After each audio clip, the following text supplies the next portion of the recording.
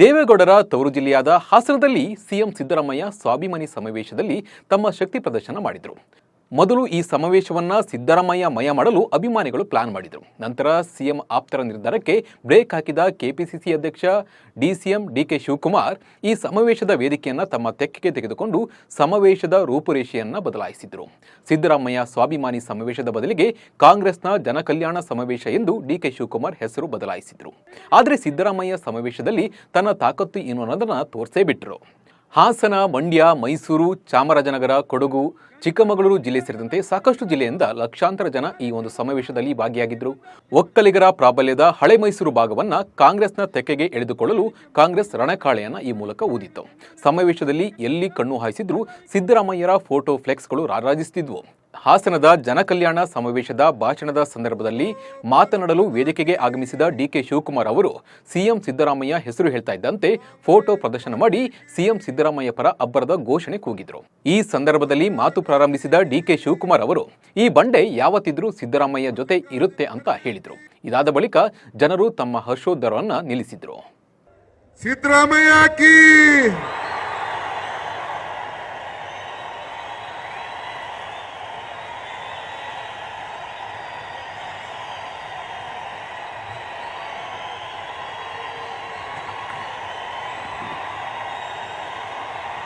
ಈ ಹಾಸನದ ಇತಿಹಾಸ ನೋಡಿದ್ರೆ ನೋವಾಗುತ್ತೆ. ಇನ್ನು ಮುಂದುವರಿಸಿ ಮಾತನಾಡಿದ ಡಿಕೆ ಶಿವಕುಮಾರ್ ಅವರು, ನಾನು ಎಲ್ಲಿರ್ತೀನಿ ಅಲ್ಲಿ ಪ್ರಾಮಾಣಿಕವಾಗಿ ಇರ್ತೀನಿ. ಈ ಹಾಸನದ ಇತಿಹಾಸ ನೋಡಿದರೆ ನೋವಾಗುತ್ತೆ. ಹಲವು ರಾಜಕೀಯ ಕುಟುಂಬಗಳು ನೋವುಂಡಿವೆ. ಹಾಸನಾಂಬೆ ಆ ಹೆಣ್ಣು ಮಕ್ಕಳನ್ನ ರಕ್ಷಣೆ ಮಾಡಬೇಕು ಅಂತ ನುಡಿದರು. ನಿಮ್ಮ ಹಾಸನದ ಮಾಜಿ ಸಂಸದರ ಸಾಕ್ಷಿ ಗುಡ್ಡೆ ಬಗ್ಗೆ ಮಾತನಾಡಲು ಅಸಹ್ಯ ಆಗುತ್ತೆ. ವಿಜೇಂದ್ರ ಮತ್ತು ಕುಮಾರಸ್ವಾಮಿಗೆ ಉಪಚುನಾವಣೆಯಲ್ಲಿ ಜನ ಉತ್ತರ ಕೊಟ್ಟಿದ್ದಾರೆ. ಇನ್ನು ಮುಂದೆ ಹಾಸನದ 7 ವಿಧಾನಸಭಾ ಕ್ಷೇತ್ರದಲ್ಲಿ ಗೆಲ್ಲಿಸಿಕೊಡಿ ಎಂದು ಹಾಸನ ಜನತೆಗೆ ಡಿಕೆ ಶಿವಕುಮಾರ್ ಮನವಿಯನ್ನ ಮಾಡಿದರು. ನಮಗೆ ಈ ಹಾಸನದ ಇತಿಹಾಸ ನೋಡಿದ್ರೆ ನನಗೆ ಬಹಳ ನೋವಾಗ್ತದೆ. ಕ್ಷಮಿಸಬೇಕು. ಅನೇಕ ರಾಜಕಾರಣಿಗಳು ಅನೇಕ ಕುಟುಂಬಗಳಿಗೆ ಇವತ್ತು ನೋವನ್ನ ತಂದಿದ್ದಾರೆ. ಹೆಣ್ಣು ಮಕ್ಕಳ ಗೋಳು ಆ ತಾಯಿಯ ಹಸ್ತಾಂಬೆ ರಕ್ಷಣೆ ಮಾಡಲಿ ಅಂತ ಹೇಳಿ ನಾನು ಆ ತಾಯಿಯಲ್ಲಿ ನಿಮ್ಮೆಲ್ಲರ ಪರವಾಗಿ ನಾನು ಪ್ರಾರ್ಥನೆ ಮಾಡ್ತಾ ಇದ್ದೇನೆ. ಆ ತಾಯಿಯಂದಿರ ಸ್ವಾಭಿಮಾನ ಉಳಿಸ್ಬೇಕು ಅಂತಾನೆ ಇಲ್ಲಿ ಸ್ವಾಭಿಮಾನ ಸಮಾವೇಶವನ್ನ ನಾವಿಲ್ಲಿ ಹಮ್ಮಿಕೊಂಡಿದ್ದೇವೆ. ಇದನ್ನ ತಾವೆಲ್ಲ ಗಮನದಲ್ಲಿ ಇಟ್ಕೊಳ್ಬೇಕು. ನಾನು ಇದ್ರ ಬಗ್ಗೆ ಹೆಚ್ಚಿಗೆ ಮಾತಾಡೋಕೆ ನಾನು ಹೋಗೋದಿಲ್ಲ. ಸುರ್ಜೇವಾಲಾ ನಿಜವಾದ ಚಾಣಕ್ಯ ಎಂದ ರಾಜಣ್ಣ. ಸಮಾವೇಶ ಉದ್ದೇಶಿಸಿ ಮಾತನಾಡಿದ ಜಿಲ್ಲಾ ಉಸ್ತುವಾರಿ ಸಚಿವ ಕೆಎನ್ ರಾಜಣ್ಣ, ರಾಜ್ಯ ಕಾಂಗ್ರೆಸ್ ಉಸ್ತುವಾರಿ ಸುರ್ಜೇವಾಲಾರನ್ನ ಚುನಾವಣಾ ಚಾಣಕ್ಯ ಎಂದು ಕರೆಯುವ ಮೂಲಕ ಡಿಕೆ ಶಿವಕುಮಾರ್ ಅವರಿಗೆ ಪರೋಕ್ಷವಾಗಿ ಟಾಂಗನ ನೀಡಿದರು. ಹಾಸನದ 7ಕ್ಕೆ 7 ಕ್ಷೇತ್ರಗಳನ್ನ ಕಾಂಗ್ರೆಸ್ ಗೆಲ್ಲುತ್ತೆ. ಹೊಳೆನರಸೀಪುರದ ಕಾಂಗ್ರೆಸ್ ಶಾಸಕ ಶಿವಲಿಂಗೇಗೌಡ ಮಾತನಾಡಿ, ಎಲ್ಲಿದೆ ಹಾಸನದಲ್ಲಿ ಜೆಡಿಎಸ್ ಭದ್ರಕೋಟೆ? 25 ವರ್ಷಗಳ ಬಳಿಕ ಲೋಕಸಭೆ ಗೆದ್ದಿದ್ದೇವೆ. ಮುಂದೆ ಹಾಸನದ 7ಕ್ಕೆ 7 ಕ್ಷೇತ್ರಗಳನ್ನ ಕಾಂಗ್ರೆಸ್ ಗೆಲ್ಲುತ್ತೆ ಅಂತ ಮಾತನಾಡಿದರು. ಇಡೀ ಹಾಸನದ ಮಹಿಳೆಯರ ಮೇಲೆ ಅತ್ಯಾಚಾರ. ಇನ್ನು ಮಾತನಾಡುವ ಬರದಲ್ಲಿ ಸಚಿವ ಪ್ರಿಯಾಂಕ ಖರ್ಗೆ ಇಡೀ ಹಾಸನದ ಮಹಿಳೆಯರ ಮೇಲೆ ಅತ್ಯಾಚಾರ ಆಗಿದೆ ಎಂದಿದ್ದಾರೆ.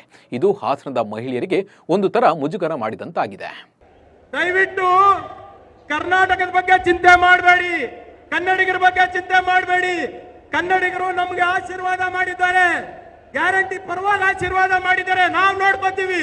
ದಯವಿಟ್ಟು ನೀವು ನಿಮ್ಮ ಮನೆ ಮಕ್ಕಳಿಗೆ ನೋಡ್ಕೊಳ್ಳಿ. ಫಸ್ಟ್ ನಿಮ್ಮ ಮನೆ ಮಕ್ಕಳು ಯಾರಿದಾರಲ್ಲ, ಇಡೀ ಹಾಸನ ಮಹಿಳೆಯರಿಗೆ ಅತ್ಯಾಚಾರ ಮಾಡಿದಾರಲ್ಲ, ಅದ್ರ ಬಗ್ಗೆ ಮಾತಾಡ್ತೀರಾ? ಅದ್ರ ಬಗ್ಗೆ ಮಾತಾಡೋ ದಮ್ಮು ತಾಕತ್ತು ಇವರಿಗಿಲ್ಲ. ಆದ್ರೆ ಬಂದು ಇಲ್ಲಿ ಮಾತ್ರ ಕರ್ನಾಟಕದ ಬಗ್ಗೆ ಉಪದೇಶ ಮಾಡ್ತಾರೆ.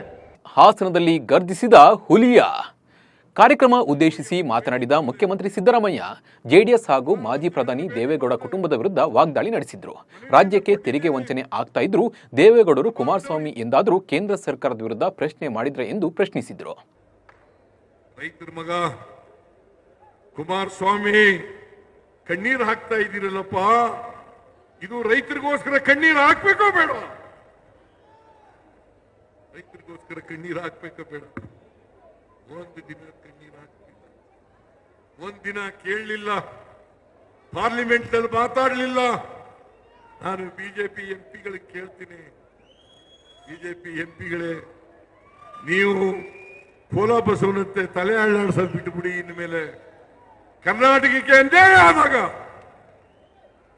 ಅನ್ಯಾಯ ಆಗ್ತಾ ಇದೆ ಬಿಜೆಪಿ ಸರ್ಕಾರದಿಂದ ಅಂತೇಳಿ ಎದ್ದು ನಿಲ್ತಕ್ಕಂಥ ಕೆಲಸವನ್ನ ನೀವು ಮಾಡಬೇಕಾಗ್ತದೆ.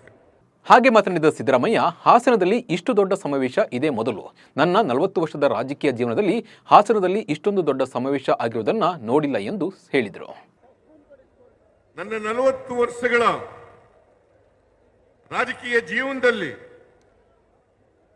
ಹಾಸನ ಜಿಲ್ಲೆನಲ್ಲಿ ಇಷ್ಟೊಂದು ದೊಡ್ಡ ಸಮಾವೇಶ ಆಗಿರಲಿಲ್ಲ. ಮತ್ತೆ ಮಾತು ಮುಂದುವರಿಸಿದ ಸಿದ್ದರಾಮಯ್ಯ, ಡಾಕ್ಟರ್ ರಾಜ್ಕುಮಾರ್ ಅಭಿಮಾನಿಗಳೇ ದೇವರು ಅಂತಿದ್ರು, ನಾನು ಕೂಡ ಮತದಾರರೇ ದೇವರು ಅಂದುಕೊಂಡಿದ್ದೇನೆ ಎಂದು ಸಿದ್ದರಾಮಯ್ಯ ವೇದಿಕೆ ಮೇಲೆ ಹೇಳಿದರು. ರಾಜ್ಕುಮಾರ್ ಅವರು ಒಂದು ಮಾತು ಹೇಳ್ತಾ ಇದ್ರು, ಅದೇನಪ್ಪಾ ಅಂತಂದ್ರೆ ಅಭಿಮಾನಿ ದೇವರು ಅಂತ ಹೇಳ್ತಾ ಇದ್ರು. ನಮಗೆ ಮತದಾರ ಬಂಧುಗಳೇ ದೇವರು ಅಂತಕ್ಕಂಥ ಮಾತುಗಳನ್ನು ಹೇಳಲಿಕ್ಕೆ ಬಯಸ್ತಾ ಇದ್ದಾರೆ. ದೇವೇಗೌಡರು ಯಾರನ್ನೂ ಬೆಳೆಯಲು ಬಿಟ್ಟಿಲ್ಲ. ಎಚ್.ಡಿ. ದೇವೇಗೌಡರು ಜೆಡಿಎಸ್ನಲ್ಲಿ ಯಾರನ್ನೂ ಬೆಳೆಯಲು ಬಿಟ್ಟಿಲ್ಲ. ಬಿ.ಎಲ್. ಶಂಕರ್, ವೈ.ಕೆ. ರಾಮಯ್ಯ ಅವರು ಮನೆ ಮಕ್ಕಳಂತಿದ್ರು, ಆದರೂ ಅವರನ್ನ ಬೆಳೆಸಿಲ್ಲ. ನಮಗೆಲ್ಲ ರಾಜಕೀಯ ವನವಾಸ ಮಾಡಿಸಿದ್ರು. ಈಗ ತಮ್ಮ ವನವಾಸವನ್ನ ತಾವೇ ಅನುಭವಿಸ್ತಾ ಇದ್ದಾರೆ.